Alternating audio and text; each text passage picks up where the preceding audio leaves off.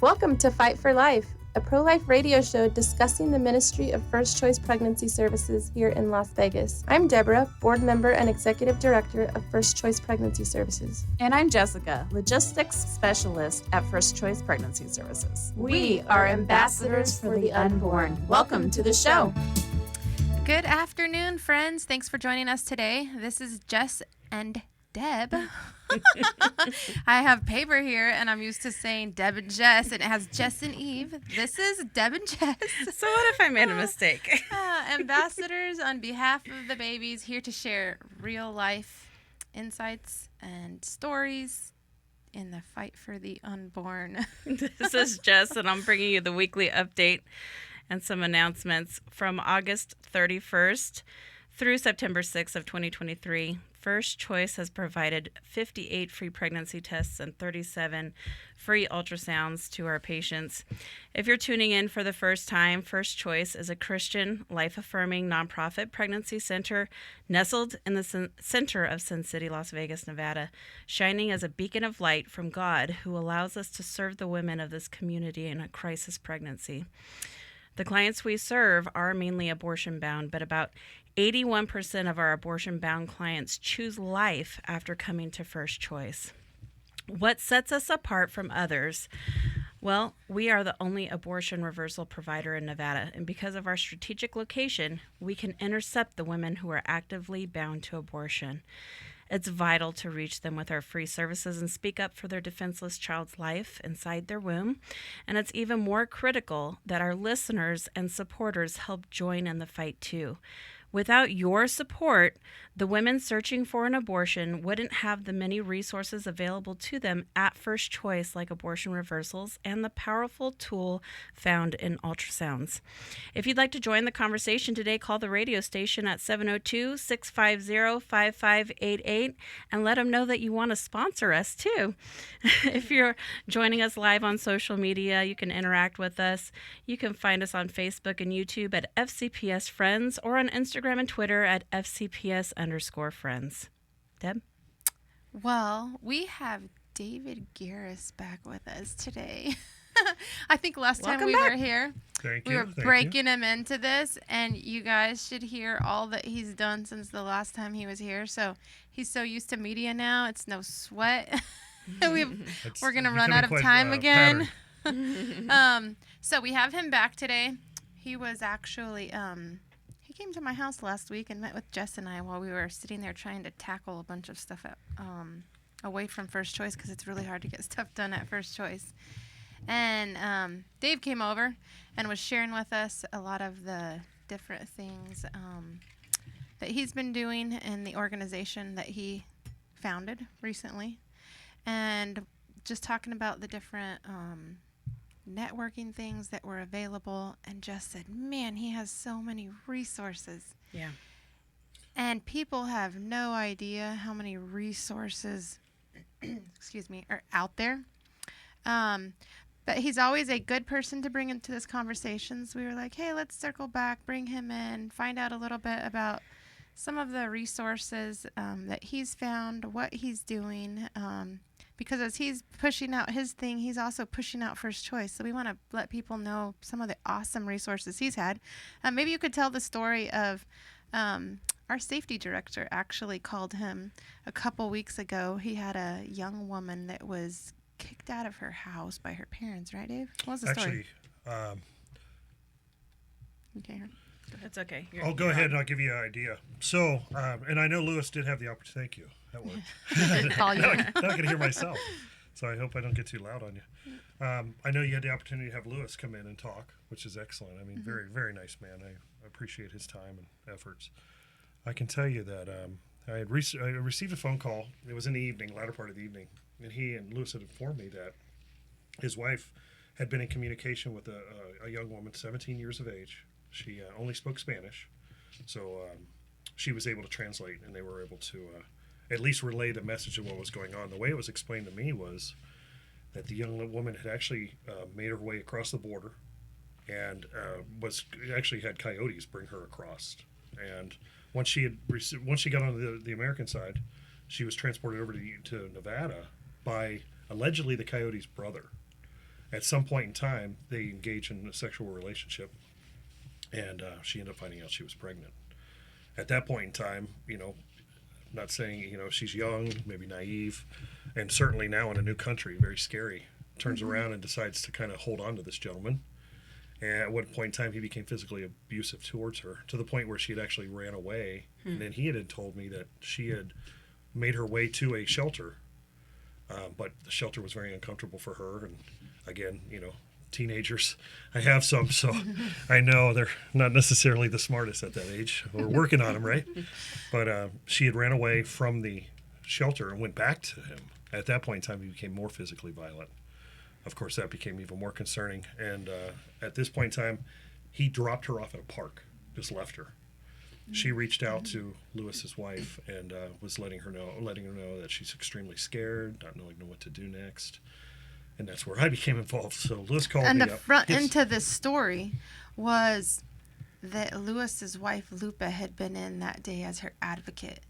And the only reason she had connected with this girl the way she had was the girl was 3 days younger than her daughter. Wow. And so she had given her phone number and connected with her that way. So then when this girl had this happen, she had that connection with Lupa. And then go ahead with your story. Yeah. And that just shows you how God works. It's, you never, it's the littlest times, the littlest moments when all of a sudden you get that little sparkle or the click. So ultimately he reached out and told me the scenario that they were in. And, unfortunately our facility, the Community Impact Center, was closed at that time. So of course, going into police mode, I thought, how do we get her safe right now? And the way to do that was to reach out to Safe Nest. And fortunately, their program was able to facilitate room for her. So she did make her way over there and then had the opportunity to talk to advocates and work towards a solution. Now, of course, that facility here in town is a women's only. So, there's not much follow-up on our side of it, and not being in law enforcement anymore. I don't have that opportunity. And they, because of it being a domestic violence situation, Lewis and his wife picked her up and took her dinner, and then they drove her to a location where they had them drop her off, and then she had to walk several blocks to get to wherever the safe place was she was going. Yeah, and that's by design, just so nobody thinks that he just dropped her. What they do is they actually try to do it as a safety factor. They have somebody, one of their advocates, that's not law enforcement, not set up for any type of encounter or combat situation, and ultimately met her at a designated location that she was aware of to take her. So she was met shortly thereafter. It's for their safety, yeah. He said, I watched her as far as I could watch her walk. Yeah. Wow, that's very amazing. Scary. But thank God that came together the way it did. But we have tons of other resources. Just tell us again, who's your organization and what is your purpose? Absolutely. I won't get too detailed. I don't want to take up the whole time, but what I will tell you is as a police officer, I retired in 2020. Prior to that, in 2016, there was a collaboration between the Las Vegas Metropolitan Police Department and the Regional Justice Center here at our courts.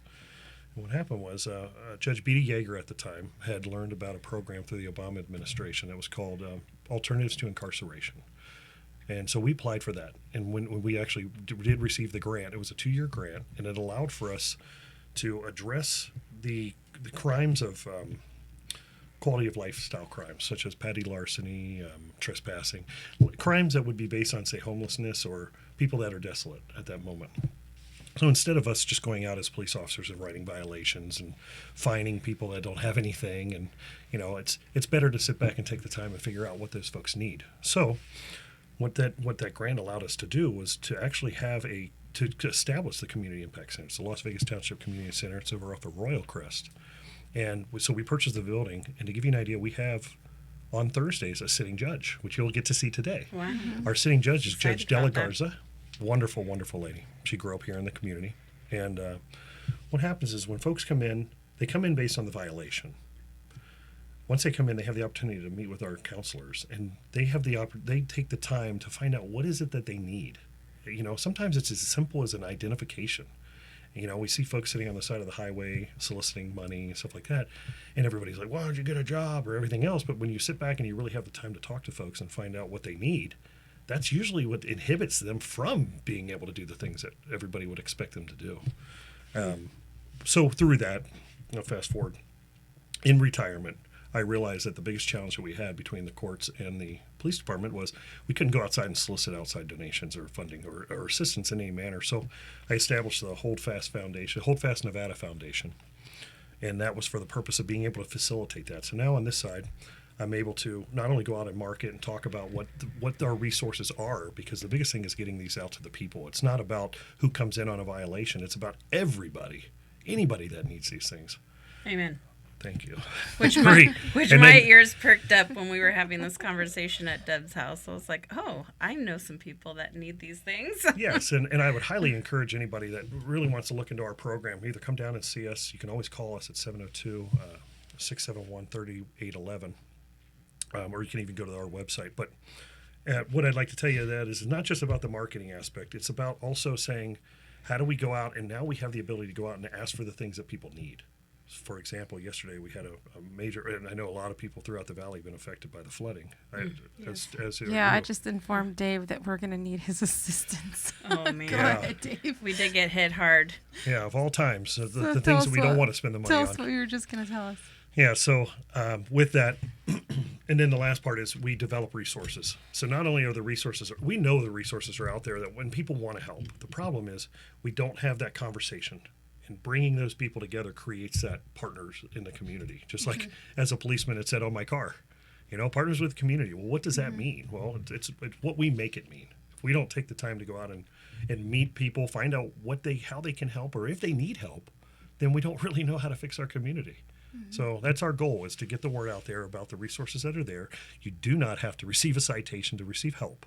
If you are in a situation where you need detox or you need mental health, focusing on PTSD or even just as simple as, medical assistance, or come down and talk to us. We have, like I said, a sitting judge. Our staff is all staffed from the Justice Center. So when you sit back and say, well, I have legal issues, I'm concerned about that. Well, you know how difficult it is to go to RJC. The building downtown is very difficult to park and everything else. Our facility's right there. You can walk right in and see us. I highly recommend that. Man, you guys have no idea the amount of resources available too. Like when you sit there and you listen, like childcare, Dave was saying the other day, there's an organization if you have a single parent and you need some help with childcare. He was telling us about a place that helps with childcare. Las Vegas Reach. And that's another one of our partners. And, they really did it during times when folks are, especially families, young families, or families going through hard times right now, they need that extra boost. So having, not just saying, okay, we have the Community Impact Center, which is a resource sharing facility, but we also have you folks, of course, out there helping the families and the ladies, and making sure that they have what they need. And that's ultimately, I'd love to push it, really push that out and let everybody know. What we're working on now is developing a resource card, so that when the young ladies come in and find out, yes, you have the miracle of the blessing of a baby coming. This is Dave's brainchild, just FYI. Well, and by all means, I say it out loud because I'm not. It's not just me. It's about making sure that we get the resources necessary so that when the young ladies walk out of your facility excited, ready for that family growth, that they know, wow, you know what? Wait a minute, this is not gonna. It's not cheap. Nothing's cheap right now. We know that. It's very challenging. So how do we go about making sure that they have the access to the resources to keep the baby beyond, making sure that they're comfortable, and it doesn't necessarily just have to be about the new baby. Remember, there are other children, husbands, wives, all those things. Which I have a story to tie into these resources now. I think last time we did the radio show, last week we did the rerun, and we had done the Florida and Arizona stories, right? So Saturday morning, I had a board meeting for First Choice, and I was just going to zoom in because I had the event with KKVV at 10 o'clock up at Floyd Lamb Park, and I was like, I don't know if I want to drive all the way down to the center. Well, one of our board members had asked me for a list, and so I had the paper printed in my bag, and I decided, well, I guess I'll go for an hour, and then I'll drive back up to Floyd Lamb. I walked in the door and met by Jessica, and she's the only one working in the office that morning. No volunteers had arrived yet. And there is a patient in the lobby. And so I'm walking around looking for files to call a few volunteers and see if they can come in, just because we were unsure if some of the volunteers that were coming in, we're coming in. And while I'm doing this, I walk back into the office, and a young woman comes walking up to the window. Jessica opens the window, and she hands her a paper, and it has the name of the abortion clinic across the street on it. And she says, I have an 8:15 appointment. So Jessica hands me the paper, and I said, what? You want me to take this? And she says, yep. You're on deck. And I was like, Tag, you're it. Oh, wow. So when I tell you guys the counseling room is like a frying pan, it's no joke. Like, walking into the counseling rooms, you know the spiritual warfare that goes down in that building, and it's no joke when you walk into those counseling rooms. I mean, if you think about it, it's incredibly intense. You're walking into these rooms, and you know you're in there to fight for the life of the baby that's inside that womb. And so it's literally a life and death matter. Yes. And it's all on your shoulders. So she hands it off. So she hands it off to me. And so I go and I open the boardroom door and I peek in and I say to the board, well, I guess I won't be joining you guys right now. I'm going to go talk to this woman that has walked in for an abortion. I don't know how it will go. Be praying for me. So as I'm walking out, Chris is walking in. And she's our events manager. She speaks Portuguese.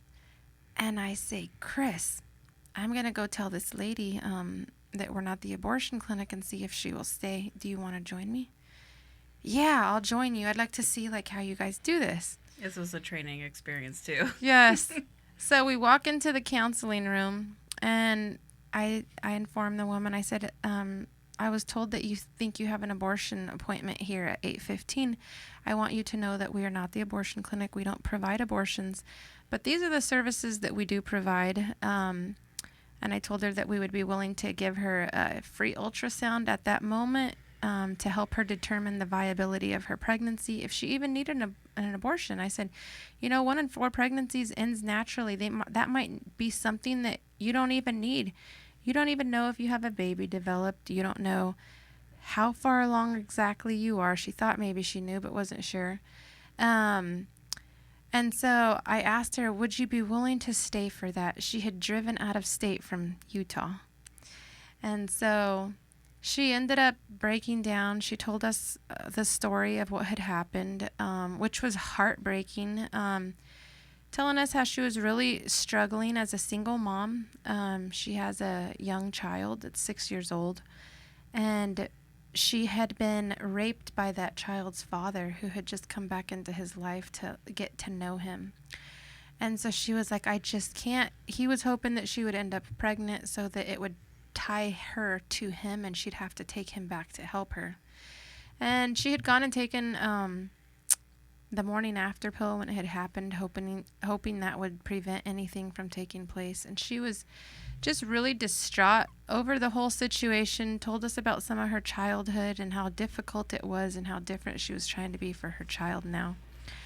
And so I sat there and I talked to her a little bit about my background and upbringing and the struggles that our family had when I was younger, and that we were homeless for a little while. And I said, but the one thing that we had from our parents, we had love. I said, my parents never took any of the lives of their children because they couldn't afford us.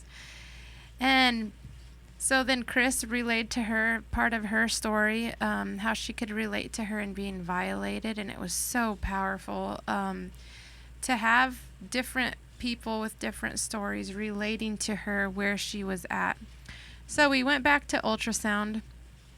Turned on the Doppler. There was a 6-week, 3-day, I think, baby, so there was a good heartbeat.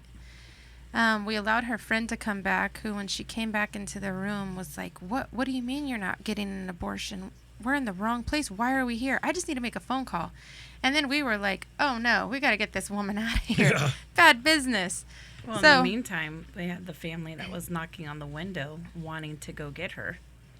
Yeah, I couldn't see any of that because I wasn't back. So I walk out of the room, and Dr. Hamza happens to be in reading charts. And so I go in, and I'm talking to Dr. Hamza about the story, and Michelle, our sonographer, comes out and says, yeah, I told her that we do abortion pill reversals. So if she still like goes forward with an abortion and that's the avenue she goes, that Dr. Hamza can reverse it. And she asked like how long. And so I think maybe she's still thinking about it. So I said to Dr. Hamza, hey, would you come in here and talk to this patient? She says, yeah. And you know Dr. Hamza, how charismatic she is. She's such a loving, warm, wonderful woman. She walks in and she just wraps her arms around this girl and just gives her a hug. That was her initial greeting to her. And the girl starts telling her how she's struggling. She has a small 2-bedroom apartment and she just can't imagine adding more to this little place. And Dr. Hamza says, you know, my mom was a single mother and I have 4 younger siblings. And it wasn't till I was 15 years old that I ever knew what it was like to sleep in a bed. She said, we all grew up in one room on the floor with a blanket and pillow till I was 15. And somehow my mom managed to put us all through school. And I mean, look at her here in a white coat as a doctor. And this girl's just sitting there listening to her.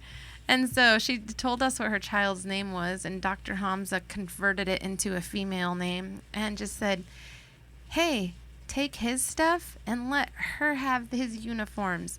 When he has leftover food, let her eat the leftovers.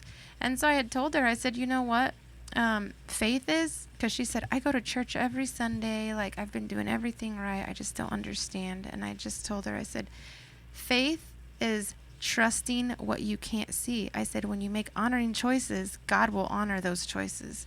So by the end of the visit, she had picked out a baby booties and baby hats that our volunteers make. And she'd walked out, stopped by Jess on the way out the door, went out to the car.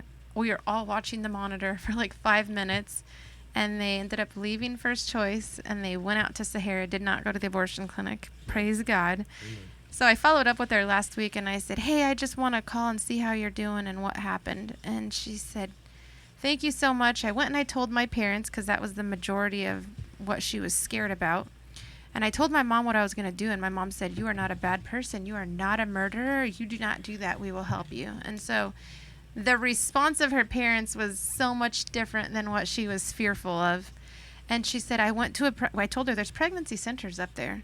And so she went to a pregnancy center up there where she lives in Utah, and they connected her with a whole bunch of resources that she didn't know existed. Mm-hmm. And she was like, I'm getting ready to get WIC. Her life in 1 week's period was completely different than last week. Yeah. And it was just, she's like, I'm looking for your doctor's cell phone number because I know she gave it to me, but I lost it. Can I get it from her? So Dr. Hamza had reached out to a doctor she knew up in Utah that they were going to tag team. She told her, I'm getting ready to have a grandbaby. It's time for me to visit Utah. Nice. So it was amazing to see how God brought everybody to First Choice that morning who wasn't supposed to be there for that one person. And then how there was so many resources available to her that made a huge difference in her circumstances to be able to make choosing life for her child something that was a little bit easier for her to do. So. And it's amazing how even in that story we can see how God used Dr. Hamza's past and your past and Chris's past to connect with this young woman and to pour that love and truth into her and make what seemed like ashes at a period of time for you guys into something beautiful now. And so that brings us right into banquet. Perfect, Jess. Our banquet. Our banquet is October the 6th at the Westgate. Sean's coming. Dave's coming. I'll be there. We hope Mom's to see. Coming.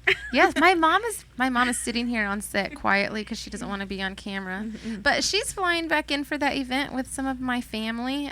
So we're excited for this event, and we're prayerful that God is going to continue to send people our way to help us carry this ministry forward.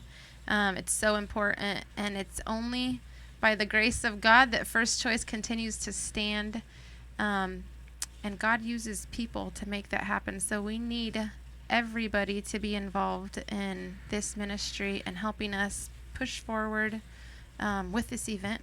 fcpsfriends.org has all the banquet info. It'll be a black and white gala, so make sure that whenever you come, it doesn't have to be a tuxedo, but make sure you wear something that's black and white.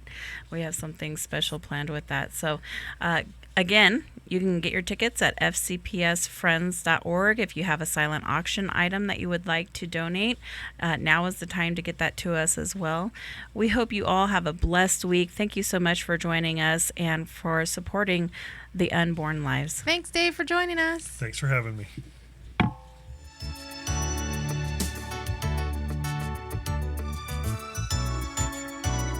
Thanks for joining your ambassadors for the unborn on the Fight for Life radio today and every Thursday on KKVV 1060 AM, the best news radio, the gospel airship. If you'd like to support the cause of saving unborn babies, or if you have a question you'd like us to answer on the air, go to fcpsfriends.org or call us at 702-294-CARE. Again, that number is 702-294-2273. On behalf of his little ones, thank you and God bless.